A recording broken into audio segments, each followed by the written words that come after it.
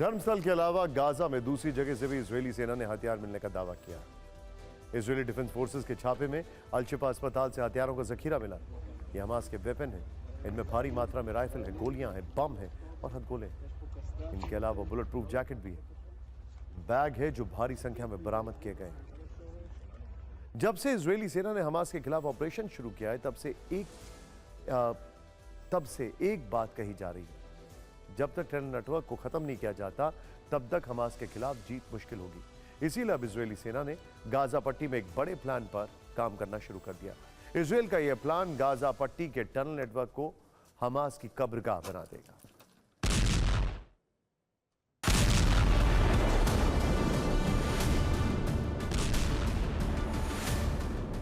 युद्ध के 48वें दिन इजरायली सेना ने हमास के खिलाफ एक ऐसा हथियार लॉन्च कर दिया है जो हमास को उसके सबसे मजबूत किले में घेर कर मार देगा।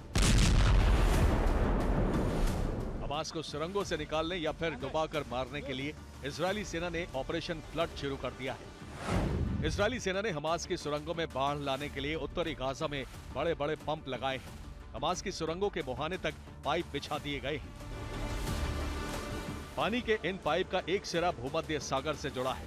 भूमध्य सागर से पानी खींचकर हमास के सुरंगों में भरा जा रहा है। अब आपके मन में सवाल होगा कि आखिर जो हमास इजरायली सेना की भीषण बमबारी से खत्म नहीं हुआ, वो ऑपरेशन फ्लड से कैसे खत्म होगा? दरअसल इजरायली सेना का फोकस उन सुरंगों पर है जहां हमास ने अपने कमांड सेंटर बना रखे हैं। आईडीएफ उन सुरंगों में पानी भर रहा है जहां जहां हमास के लड़ाके छिपे हुए हैं, जहां हमास ने हथियार रखे हैं। आईडीएफ चाहता है कि सुरंगों में इतना पानी भर दिया जाए जिससे हमास के लिए काम करना मुश्किल हो जाए और फिर एक एक करके हमास के लड़ाके सुरंगों से बाहर निकले। यही वो वक्त होगा जब इजरायली सेना हमास के लड़ाकों को चुन चुन कर मारेगी। इजरायली सेना के ऑपरेशन फ्लड की खबर ने हमास के लड़ाकों की बेचैनी बढ़ा दी है। इधर ऑपरेशन फ्लड शुरू हुआ, उधर हमास के लड़ाकों की सुरंग से भागने की तस्वीरें आने लगी। ये तस्वीरें गाजा के शाती कैंप के पास की एक सुरंग की है। वीडियो में दिख रहा है कि हमास के हथियार बंद लड़ाके टनल से बाहर निकल रहे हैं और फिर हाथ ऊपर करके इजरायली सेना के सामने सरेंडर करते हुए जमीन पर लेट जाते हैं। इजरायल और हमास के बीच युद्ध विराम कल सुबह 7 बजे से शुरू होगा। शाम को हमास 13 बंधकों की रिहाई करेगा, जिसमें पहले महिलाएं होंगी। हालांकि सीजफायर की शुरुआत आज से होनी थी, लेकिन सीजफायर को लेकर बात नहीं बन पाई। सवाल है कि जिस डील के पीछे अमेरिका था वो आज संभव क्यों नहीं हो सकी। जिस युद्ध विराम के लिए अमेरिका से कतर तक टॉप लीडर्स कई दिन माथापच्ची करते रहे, वो सीज फायर लागू नहीं हो पाया। सवाल है कि आखिरी वक्त पर इजराइल पीछे क्यों हटा? क्या हमास की नई शर्तों ने नेतन्याहू को फैसला बदलने के लिए मजबूर किया, या फिर इजराइल और हमास दोनों नहीं चाहते थे कि सीज फायर हो? 4 दिन का सीज फायर सुबह 10 बजे से लागू होना था, लेकिन जो खबरें सामने आई उनके मुताबिक सीज फायर कोई नहीं चाहता था, न इजराइल न हमास। हम ऐसा क्यों कह रहे हैं? इसके पीछे की 5 बड़ी वजह समझिए। पहली वजह, इजराइल का दावा है कि हमास ने युद्ध विराम समझौते पर दस्तखत किए ही नहीं। दूसरी वजह, हमास ने आखिरी वक्त पर शर्तें बदलकर डील को उलझा दिया। तीसरी वजह, हमास की तरफ से रिहा किए जाने वाले बंधकों की लिस्ट नहीं दी गई। चौथी वजह, नेतन्याहू को समझौते को लेकर राजनीतिक विरोध का सामना करना पड़ रहा है। और पांचवी वजह है, अब इस समझौते के खिलाफ इजरायली सैनिक भी उतर आए हैं।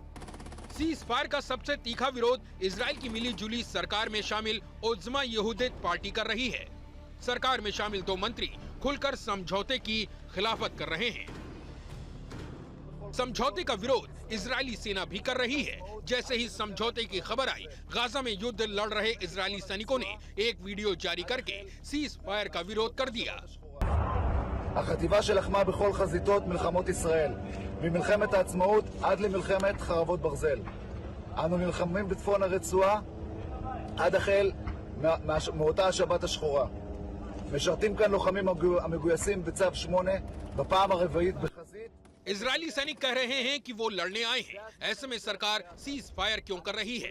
इजरायली सैनिक सीज फायर को हमास की जीत और इजराइल की हार बताकर अपना गुस्सा जता रहे हैं। हमास के साथ युद्ध विराम समझौता नेतन्याहू की सरकार के लिए भी बड़ा खतरा बन सकता है। नेतन्याहू के पूर्व सलाहकार याकोव आमिड्रोर ने इसे लेकर बड़ा दावा किया। नेतन्याहू के पूर्व सलाहकार ने कहा कि इजराइल हमास में युद्ध विराम लंबा नहीं टिकेगा और अगर सीज़फायर लंबा खिंचा तो नेतन्याहू सरकार गिर जाएगी।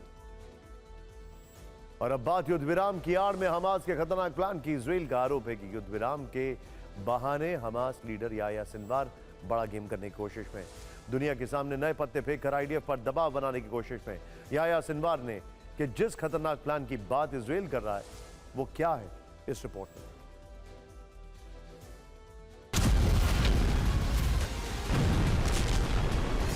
एक तरफ युद्ध विराम की बात, दूसरी तरफ युद्ध विराम की आड़ में हमास का खतरनाक प्लान।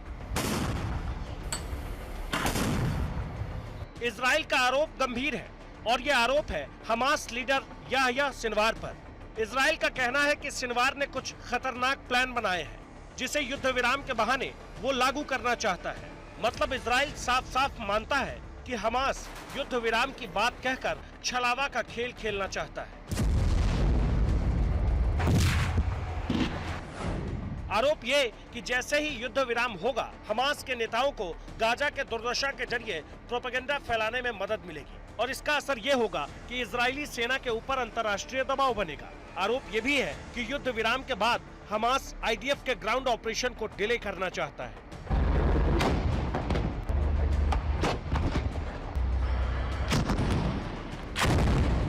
मतलब इजराइल को यह लगता है कि युद्ध विराम से हमास को बड़ा फायदा होगा और इसके पीछे कई तर्क भी हैं। यरूशलेम पोस्ट में छपी खबर के मुताबिक इजराइल को इस बात का अंदेशा है कि हमास अभी युद्ध विराम के इंतजार में है। युद्ध विराम होगा तो दुनिया के कई देशों से गाजा में मदद की खेप आएगी। दुनिया के कई देशों से एजेंसियां गाजा पहुंचेंगी। ऐसे में आईडीएफ यानी इजरायली सेना बड़े हमले नहीं कर पाएगी। इस सब के बीच हमास के पास अपने लड़ाकों को फिर से एकजुट करने का भी मौका होगा, जो इजराइल के लिए खतरनाक साबित हो सकता है, क्योंकि वक्त मिलेगा और आईडीएफ पर दबाव बढ़ेगा तो इस आड़ में हमास कुछ बड़ा भी कर सकता है।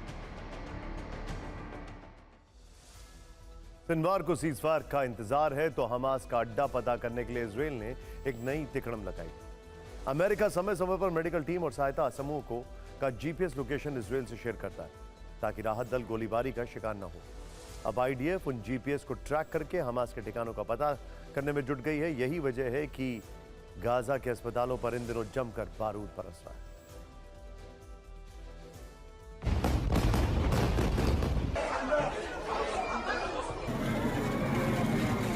गाजा पट्टी पर ताबड़तोड़ हमले, हर तरफ तबाही और बर्बादी का मंजर। लेकिन हमास के ठिकाने का पता लगाने में आईडीएफ अभी तक नाकाम रहा है। परेशान इजराइल ने अब नया पैंतरा आजमाया है। अमेरिका ने इजराइल को गाजा में काम कर रहे सहायता समूहों और मेडिकल टीम्स की लोकेशंस दी, जिसका मकसद था कि इजरायली डिफेंस फोर्स इन जगहों पर बमबारी नहीं करेगा। लेकिन इसके उलट इजरायली डिफेंस फोर्स लगातार इन्हीं जगहों को निशाना बना रही है और जमकर बमबारी कर रही है। आईडीएफ ऐसा क्यों कर रहा है, उसकी एक खास वजह बताई जा रही है। इजराइल के मुताबिक हमास मानव ढाल की आड़ में अपने मंसूबों को अंजाम देता है। अस्पतालों के नीचे बनी सुरंग हमास के ठिकाने हैं। जीपीएस लोकेशन की मदद से मेडिकल टीमों पर हमले की विशेष रणनीति बनाई गई है। अमेरिका पिछले एक महीने से सहायता समूहों की जीपीएस लोकेशन इजराइल को दे रहा है, लेकिन उसकी नो स्ट्राइक की लिस्ट पर इजराइल कोई अमल नहीं कर रहा। इसके बाद यह अंदाजा लगाया जा रहा है कि यह सब कुछ इजराइल और अमेरिका की सोची समझी साजिश है। दरअसल यूएस ने नो स्ट्राइक जोन की लिस्ट देकर इजराइल को यह बताने की कोशिश की कि कहां-कहां पर बमबारी करनी है। वजह जो भी हो, गाजा पट्टी के 36 अस्पतालों में से 20 अब काम नहीं कर रहे। संयुक्त राष्ट्र की सख्त हिदायत है कि अस्पताल जंग के मैदान नहीं बन सकते, लेकिन हिदायत भी फिलहाल बेअसर है।